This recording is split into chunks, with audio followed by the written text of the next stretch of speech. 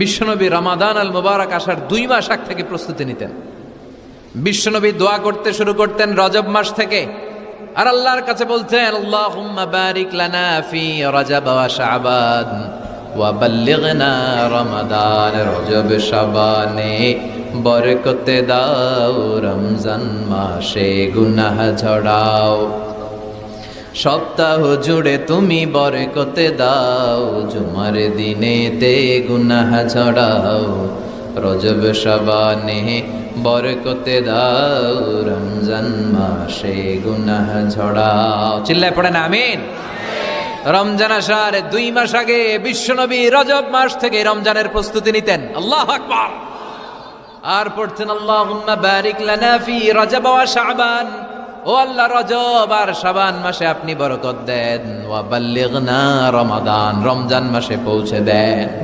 এখন যে মাসটা চলতেছে এটা কি মাস? হ্যাঁ, তাহলে রমজানের প্রস্তুতি নেওয়ার দরকার আছে না নাই? রমজানের 2 মাস আগ থেকে উনি প্রস্তুতি নিতেন। এরপরে ঈদ আসার আগে রমজানের প্রস্তুতি আছে না নাই? ও মন, রমজানের ওই রোজার শেষে এলো খুশির ঈদ। তুই আপনাকে আজ বিলিয়ে দে শোন আসমানি তাকি। তোর সোনা দানা বালা খানা সব রাহে লিল্লা। দে জাকাতে মুর্দা মুসলিমের আজ ভাঙাইতে নিদ। পড়েন, রমজানের ওই রোজার শেষে এলো খুশির ঈদ। তুই পড়বি দের নামাজ রে মন সেই ঈদ গাহে।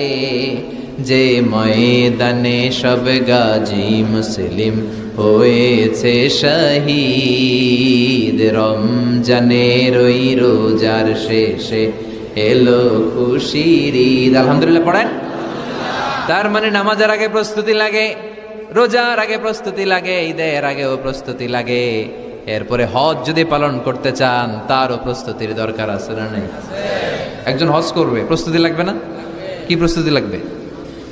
হ্যাঁ, পাসপোর্ট লাগবে, হজের ভিসা লাগবে, তারপরে রেজিস্ট্রেশন করা লাগবে, আশকোনার হাজি ক্যাম্পে প্রশিক্ষণ নেওয়া লাগবে, রিয়াল কেনা লাগবে, ইজার কেনা লাগবে, রিদা কেনা লাগবে, বেল্ট কেনা লাগবে, হজের নিয়ম কানুন জানা লাগবে। ঠিক কিনা? দেখেন, নামাজের আগে প্রস্তুতি লাগে, রোজার আগে প্রস্তুতি লাগে, হজের আগে প্রস্তুতি লাগে, কিন্তু জাকাতের আগে লাগে না। হ্যাঁ, জাকাতের জন্য 1 বছর আগ থেকে প্রস্তুতি নেওয়া লাগে। আপনি কবে নিসাব পরিমাণ সম্পদের মালিক হলেন ডায়েরিতে নোট রাখার দরকার আছে না নাই? এজন্য সব সময় ইবাদত করতে হবে একজনের, তিনি কে? প্রশংসা করতে হবে একজনের, তিনি কে? জিকির করতে হবে একজনের, তিনি কে? বিশ্বনবী বলতেন, লা ইয়াজালু লিসানুকা রাতবান মিন যিকরিল্লাহ। তোমার জিহ্বাটা যেন সব সময় আল্লাহর জিকিরে, আল্লাহর স্মরণে ভিজে থাকে। আবার বিশ্বনবী বলতেন, হাব্বুল কালাম ইলাল্লাহি আরবা। আল্লাহর কাছে সবচাইতে প্রিয় কথা 4টি। কয়টি? সবাই বলেন কয়টি? 1 হচ্ছে সুবহানাল্লাহ, 2 হচ্ছে আলহামদুলিল্লাহ, 3 হচ্ছে লা ইলাহা ইল্লাল্লাহ, 4 হচ্ছে আল্লাহু আকবার। প্রথমটা কি? দ্বিতীয়টা? তৃতীয়টা? 4 নাম্বারটা?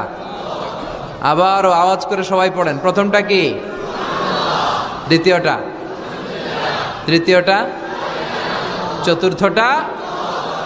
আহাব্বুল কালাম ইলাল্লাহি আরবা। আল্লাহর কাছে সবচাইতে প্রিয় কথা এই 4টা, সবচাইতে প্রিয় কথা। আর এই প্রতিটা কথার ভিতরে আল্লাহর নাম আছে না নাই? দেখেন, সুবহানাল্লাহ, আল্লাহ আছে। আলহামদুলিল্লাহ, লা ইলাহা ইল্লাল্লাহ, আল্লাহু আকবার, আছে না নাই?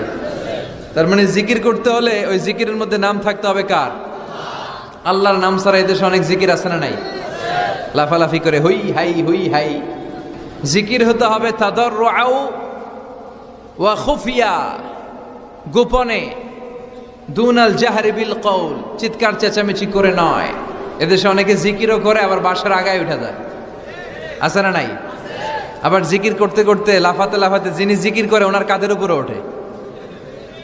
দেখছেন আপনারা? আমি এখন জিকির করাচ্ছি, তাসবিহ পড়াচ্ছি, আপনারা যদি লাফ দিয়ে আমার কাঁধে ওঠেন, আমি যাব কই? আল্লাহ রাসূল সাল্লাল্লাহু আলাইহি ওয়াসাল্লাম সাহাবাদেরকে নিয়ে তাসবিহ পড়ছেন, জিকির করছেন, কোন সাহাবারা লাফাতে লাফাতে খেজুর গাছের আগায়? এরকম পাওয়া যায়? অথবা সাহাবারা আবেগের চোটে লাফাতে লাফাতে আল্লাহ রাসূলের কাঁধের উপর?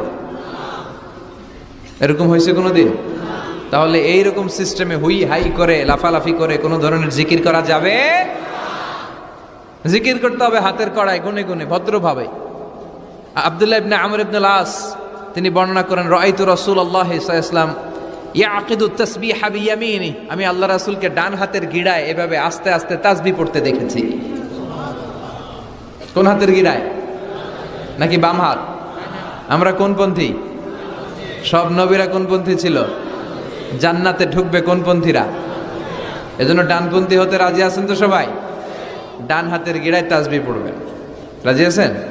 এইভাবে ডান হাতটা উঁচু করেন, এই আঙ্গুলটা এই এখানে ধরেন, ধরে এইভাবে পড়বেন সুবহানাল্লাহ সুবহানাল্লাহ সুবহানাল্লাহ। এই আঙ্গুলের গিরা কিয়ামতের দিন